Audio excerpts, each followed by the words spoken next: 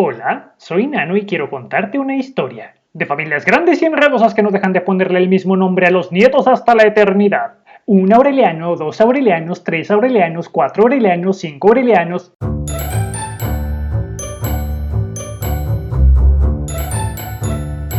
Desde su estreno en 2021, Encanto de Disney no ha dejado de darnos de qué hablar. Ahora los eternos fanarts, las videoreacciones o la marabunta de desgloses y covers de No se habla de Bruno con que Lin-Manuel Miranda ha cimentado su siguiente paso al poder absoluto. Yo soy ubicuo.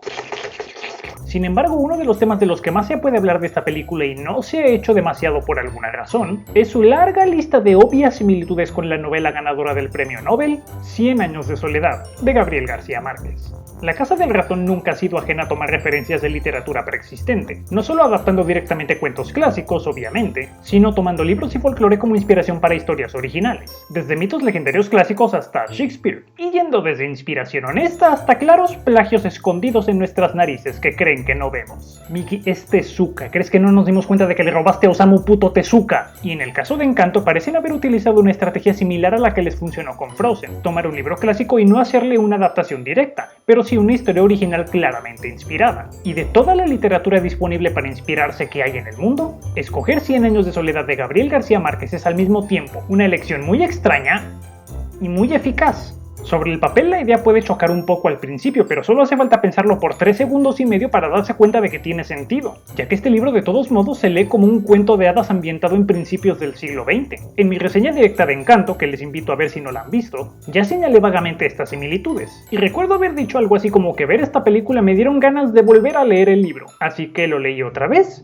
y Dios santo, hasta me quedé corto. Esto es una carta de amor a nuestro Sangabo. Refresco para propios y contexto para extraños. 100 años de soledad es una novela ambientada en la creciente Colombia del cambio de siglo, que sigue las crónicas y desventuras del linaje de los Buendía, una familia mágica y excéntrica cuya historia nos es narrada, desde el principio cuando el primer patriarca funda desde cero la ciudad ficticia de Macondo, hasta el final cuando el último miembro de la sangre de los Buendía muere junto con el pueblo mismo, muchas generaciones después. El libro nos cuenta a detalle la historia de todos los miembros de la familia a lo largo de todas esas generaciones, todos los bisabuelos, abuelos, padres, hijos, nietos, bisnietos, y cómo el destino del pueblo de Macondo está atado al destino de la familia de los Buendía, que se heredan sus tragedias unos a otros en un tiempo cíclico, en el que siempre parece que la historia se repite, y la cantidad de similitudes entre Encanto y su abuelo espiritual literario es francamente abrumadora, y por mi parte no he escuchado a nadie hablándolas a detalle. Así que como soy un ñoño cochino que no tiene absolutamente nada mejor que hacer con su tiempo, ¡virgen! Cállate, me he dado la tarea de explicárselos yo.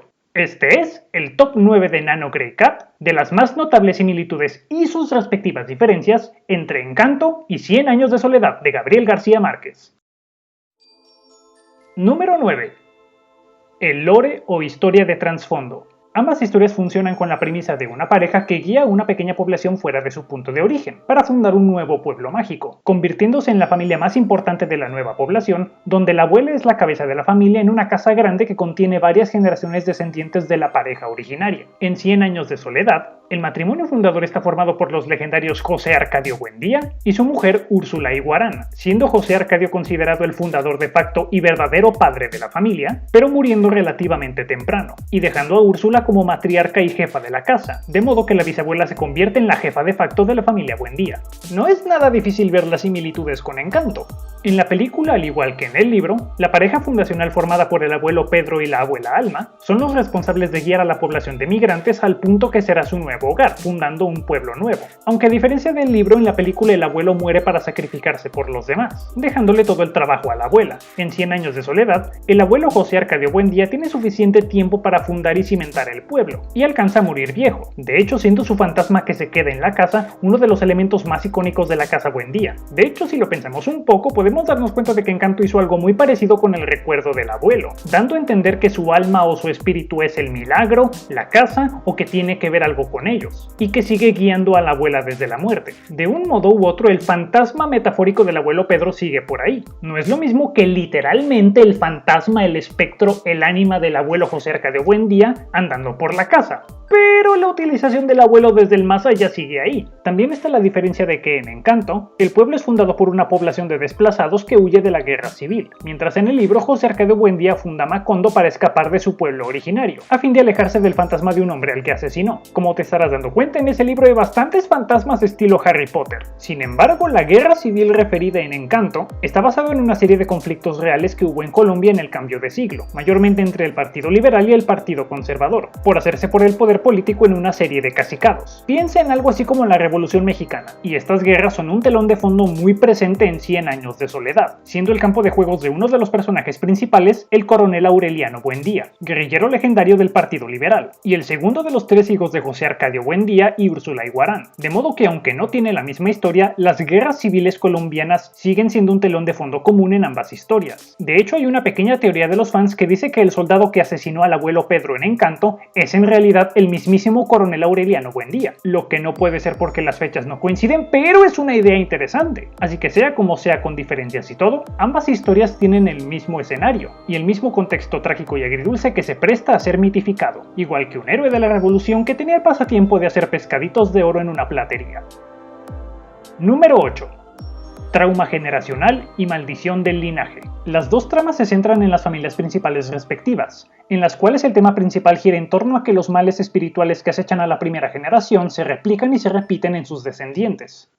O en otras palabras, la toxicidad es hereditaria, aunque en ambos casos de formas distintas. Si se lo piensa bien, tiene sentido que Disney eligiera 100 años de soledad como referencia para una nueva película, porque este asunto les baila al agua con un tema con el que están obsesionados últimamente: traumas familiares y mamás y abuelas tóxicas. Aunque claro, lo hicieron a su estilo y de forma que coincida con las sensibilidades modernas. ¿Y cuáles son las sensibilidades de las caricaturas modernas? ¡Terapia! Todas las animaciones modernas tratan de terapia, por supuesto. La diferencia es que en Encanto hacen uso de psicología básica. La abuela sacrificó mucho para proteger a su familia, impone estándares muy estrictos para proteger lo que ha conseguido, y la familia sufre bajo el peso de sus expectativas de matriarca, de modo que la señora acaba envenenando aquello que juró proteger, justamente con sus métodos de protección. En cambio, en 100 años de soledad, los conflictos familiares hereditarios tienen más que ver con la magia, siendo algo que trasciende la conciencia. Literalmente son hereditarios como si fuera una enfermedad. En 100 años de soledad el trauma es cíclico, pues cada generación de los Buendías repite los errores y las obsesiones de sus ancestros sin darse cuenta, como si heredaran la misma locura o reencarnaran, de modo que todas las generaciones tienen vicios y obsesiones muy similares a sus ancestros, como si la familia estuviera condenada a repetir los mismos errores una y otra y otra y otra y otra vez, sin importar cuántas generaciones pasen. Esto debido a que, según se explica en el realismo mágico de Márquez, el tiempo en el pueblo de Macondo está roto y condenado a repetirse, igual que un disco rayado. Así que las distintas generaciones de Buendías repiten los mismos errores, literalmente porque el tiempo avanza en círculos, y la única forma de que el tiempo se desatore y corra normalmente es que el pueblo sea destruido y el linaje de los Buendía se extinga, así que estos vicios solo pueden acabarse junto con la familia misma. En otras palabras, los Buendía pueden tomar toda la terapia que quieran, ya están jodidos igualmente. Punto para los Madrigal, al menos ellos no tienen que morir para resolverlo.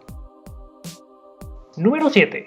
El pueblo. El pueblo de Encanto y Macondo de 100 años de soledad tienen papeles muy distintos, pese a ser un telón de fondo similar. En ambas versiones es un pedacito de tierra milagroso y aislado donde la magia existe y funciona como su propio universo. Pero en Encanto el pueblo funciona como una burbuja para proteger a sus habitantes, aislándolos de la guerra y la violencia del mundo exterior. De hecho, todo el punto es que el milagro surgió y el valle se aisló, precisamente para proteger a la gente. Es más, en una escena eliminada de la película, llegan a salir del pueblo que está atrapado en una burbuja de tiempo en el siglo XX, entrando el mundo exterior que se modernizó. En cambio, Macondo de 100 años de soledad es fundado en aislamiento del mundo exterior más por casualidad que por otra cosa, aunque también es tratado como un pequeño universo mágico y puro, pero poco a poco se abre y deja entrar influencias del mundo exterior, hasta que poco a poco el mundo lo invade, lo corrompe, lo mata y destruye la magia. Básicamente un pequeño paraíso que se ve destruido por las influencias de un mundo más grande, más complicado y más impuro. Guerra, política, burocracia, empresas malvadas, y desde luego el gran destructor de las economías locales, Gringos. pero en ambos casos se maneja una premisa similar. Hay un pueblito mágico con una comunidad funcional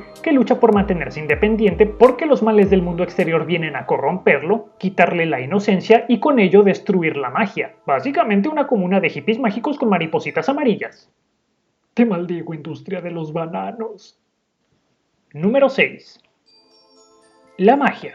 La magia, según Encanto, es muy tradicional de cuento de hadas europeo y estilo Disney, a la que los gringos están más acostumbrados, y además regida por un sistema de magia, es decir, reglas. A saber, que la vela es el recipiente del milagro que protege el pueblo y otorga poderes a la familia. Si la vela se apaga, no hay magia. Adicionalmente, en Encanto la magia agoniza junto con la armonía interna familiar. Si los Madrigal no están a gusto y no se llevan bien, la magia se muere. En cambio, la magia de 100 años de soledad funciona con algo llamado realismo mágico. Para quienes no lo sepan, realismo mágico es cuando hay elementos fantásticos en un mundo realista, entre comillas, y se tratan con normalidad y una lógica cotidiana. Por ejemplo, en el mundo de 100 años de soledad, si sabes que pronto te vas a morir, puedes decirle a tus amigos que le escriban cartas a sus seres queridos muertos para que cuando te mueras se las entregues en el más allá. O el tiempo puede romperse y atorarse igual que como se rompe un reloj. O el insomnio puede ser una enfermedad contagiable como el coronavirus. Y todos estos elementos fantásticos no son tratados como extraordinarios. No tienen por qué explicarse, no tienen reglas, simplemente son,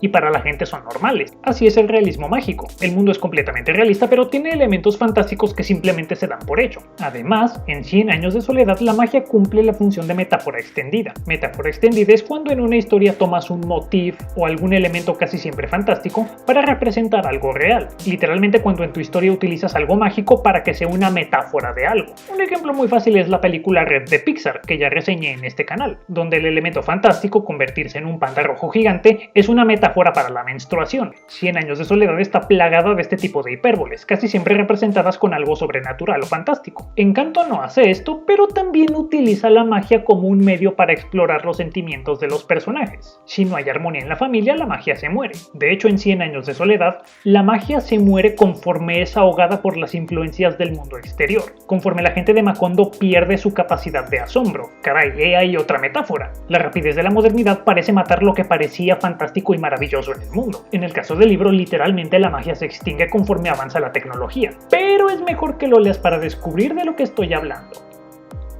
Número 5. Los personajes. Como claramente te darás cuenta si ya leíste el libro o si lo vas a leer en el futuro, los personajes de Encanto están claramente inspirados en miembros concretos de la familia Buendía de 100 años de soledad. La abuela es básicamente una mezcla de las dos matriarcas de la familia Buendía, Úrsula Iguarán y Fernanda del Carpio. Al igual que Úrsula, es la madre de toda la familia y carga con el peso de mantener un ídolo que fue construido por su esposo muerto. Pero al igual que Fernanda, que toma el mando de la familia cuando Úrsula se vuelve demasiado anciana, es, ¿cómo decirlo sutilmente?, una perfeccionista autoritaria del culo, y todos la odian. Luisa no parece inspirada en un personaje en particular, pero recuerda mucho a los José Arcadios del libro, grandotes, fortachones, expansivos y simplones. Luego nos van a salir con que Luisa esconde un montón de tatuajes abajo del vestido. El que entiende, entiende.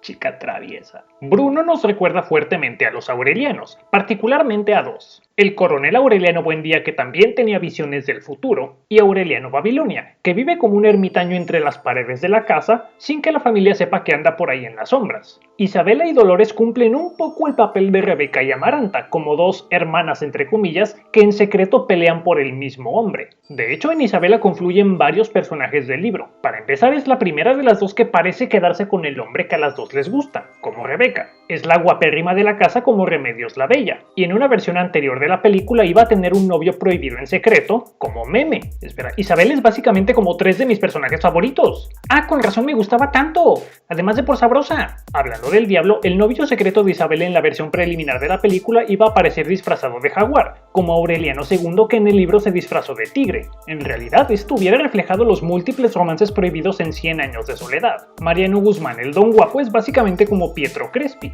Y finalmente Dolores tiene el papel de Amaranta, como esa presencia dulce y suave de la casa que sin embargo sufre dolores en el interior, amargándose, guardándose su hiel y envidiando al hombre de su hermana, sin nunca atreverse a hacer nada al respecto. Dolores, no llore, mi amor, que me van a doler las rodillas. Número 4. Los instrumentos de teclado. Tanto en Encanto como en 100 años de soledad, parece haber un pequeño amor por los instrumentos de teclado que tiene un significado un poco más profundo de lo que crees. En la película podemos ver el uso constante de una pianola que usan para las fiestas, y en el arte conceptual para la película podrás ver que hay algunos sketches de Dolores estudiando el clavicordio. Esto no suena a gran cosa, pero si has leído el libro entiendes la importancia que tiene. En 100 años de soledad, el personaje de Pietro Crespi por el que se pelean las chicas de la casa, trae a la casa de los Buendía una pianola para las fiestas, que es utilizada como el punto de referencia de los días más alegres de la familia. Cuando en el libro todo se va al garete, normalmente recuerdan los días dorados como los días de la pianola, representando la unidad, la festividad, la alegría y la apertura que alguna vez tuvieron los Buendía y que se pierde poco a poco. Y muchos años después, cuando Fernanda del Carpio es la gobernante de la familia y la casa se vuelve más desunida e infeliz, también se lo representa con un instrumento de teclado, el clavicordio. Meme Buendía, la hija de Fernanda y una de las heroínas icónicas del libro, es obligada por su madre a convertirse en una virtuosa del clavicordio, para tocar en la iglesia y portarse como una señorita bien. Lo que Fernanda no sabe es que su hija Meme se obliga a tocar el clavicordio para complacerla, presentándole una falsa cara de niña obediente para tranquilizarla y luego poder ser libre y hacer lo que realmente quiere. Así el clavicordio acaba siendo un símil de opresión y de falsos modales. Así que no es difícil pensar que estos sketches sugieren que la película pensaba ahondar mucho más en el personaje de Dolores, que probablemente tocaría el clavicordio para complacer a la abuela, ocultando que realmente no es algo que disfruta. Si eso es lo que pensaban hacer, la imagen es perfecta, y nos muestra que Dolores pudo haber sido otro de esos recipientes magníficos de escritura temática, hasta que no acabaron cortándola, y que es impresionante lo mucho que puedes comunicar solo con la presencia de un objeto. A eso se le llama motif. Número 3. La vida amorosa de la segunda generación. Esto es más un dato curioso que otra cosa, pero vale la pena comentarlo. En Encanto, la segunda generación de la familia Madrigal, es decir, los hijos de la abuela, son Pepa, Julieta y Bruno, dos mujeres y un varón. Las dos mujeres se casan y tienen hijos, mientras que el varón se queda soltero y probablemente virgen. En 100 años de soledad ocurre al contrario. En 100 años de soledad, la segunda generación legítima está compuesta por dos hombres y una mujer, José Arcadio Jr., Aureliano y Amaranta, y los dos hombres se casan y tienen hijos, mientras que la mujer se queda solterona y virgen. En resumen, la vida amorosa y familiar de estos personajes es igual, paralela y reflejada en sentidos opuestos. Ni siquiera sé si lo hicieron adrede, pero es una rima interesante. Número 2. Las mariposas.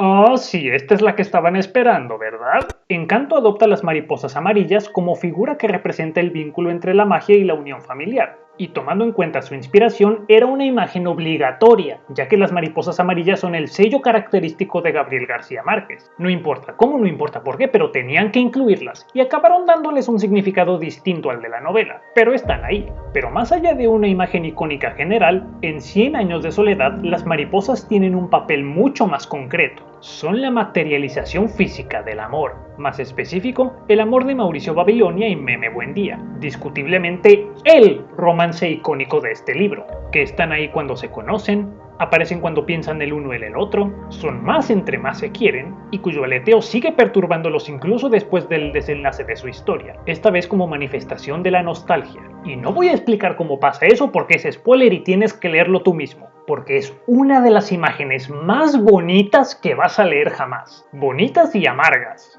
Sin embargo, no es una mala transcripción de Encanto, porque en 100 años de soledad la magia es representada siempre con un motivo de color amarillo. Las flores amarillas que llueven del cielo cuando muere el primer patriarca, los pescaditos de oro del coronel Aureliano, los canarios que invaden el pueblo cuando está lleno de magia pero que se van cuando la magia muere, las bananas que atraen a los gringos y que podríamos decir que representan a todas las almas de Macondo cuando ocurre el desastre que no voy a spoilear, y desde luego, las mariposas amarillas de Mauricio Babilonia. El amarillo en este mundo es el color de la magia. Número 1.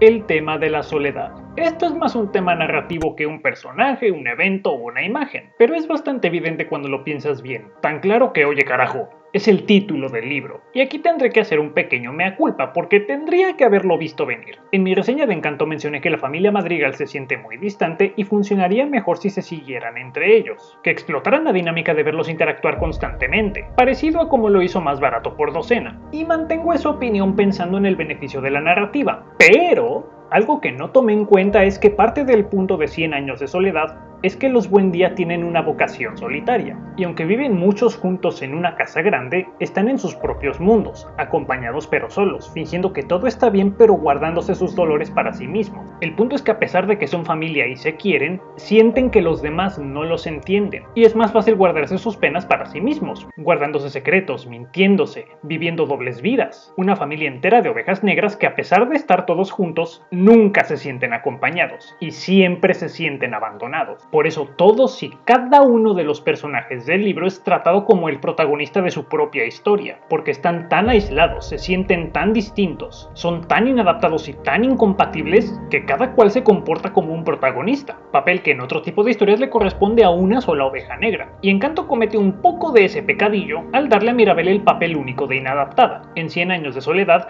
jamás hay uno solo que esté bien integrado a la familia. Sin embargo, hacen un buen trabajo al distanciarlo sutilmente y poco a poco, detallito a detallito, denotar la fuerte distancia emocional entre todos los miembros de la familia, dejando claro lo solos que se sienten en realidad. Si la película hizo la relación entre los Madrigal tan fría a propósito con esto en cuenta, es un buen detalle y justifica ese sentimiento que nos quedó a todos de que cada personaje podría haber sido el protagonista, y que entre más lo pienso, más decido que esto debería haber sido una serie en lugar de una película, porque la propuesta que manejan es tan amplia que no funciona comprimirla en hora y media, y esto confirma lo que ya dije en mi reseña, que Encanto, a pesar de ser buena, no termina de funcionar como película, porque al parecer, al igual que 100 años de soledad de Gabriel García Márquez, todo lo que quieren hacer y que tendrían que haber hecho, simplemente le queda muy grande a una película. ¿Y saben qué otra historia le queda muy grande a un corto animado pero es lo que hay? Blue, la épica náutica mitológica de producción independiente en una era precivilizada gobernada por dioses cataclísmicos. Los campeones de dos tribus han de colisionar y unir fuerzas para salvar los retazos de una primitiva humanidad de la ira del terrible dios océano, aprendiendo que la naturaleza terrible como es hermosa, sabia y la esencia inescapable de toda la vida. Sí, no me convence. ¿Ah, no? ¿Estas caderas te convencen? ¿Esos muslos? Mírala, mira esa Venus gruesa de la fertilidad. ¡Ah! ¡Santas waifus culonas! Santas waifus culonas en efecto, hijo mío. Descansa y recuerda, las estirpes condenadas a 100 años de soledad no tienen segundas oportunidades en este mundo. Pero si esas piernotas. Yo soy Broadway, soy Hollywood, soy Latinoamérica y yo soy todo. Muchas gracias por la visita, amigos y vecinos. Si han disfrutado escucharme desvariar, no dejen de compartir, dar like y suscribirse. O en caso contrario, sean libres de dejarme un dislike y decirme en la caja de comentarios por donde quieren que me meta una katana. Recuerda que un cuarto del dinero recaudado irá a un fondo para rescatar animadores japoneses mal pagados y por cada like, una chica anime podrá ir al colegio. Sean buenos y acuérdense del tío Nano la próxima vez que acaricien un gatito. Los quiero.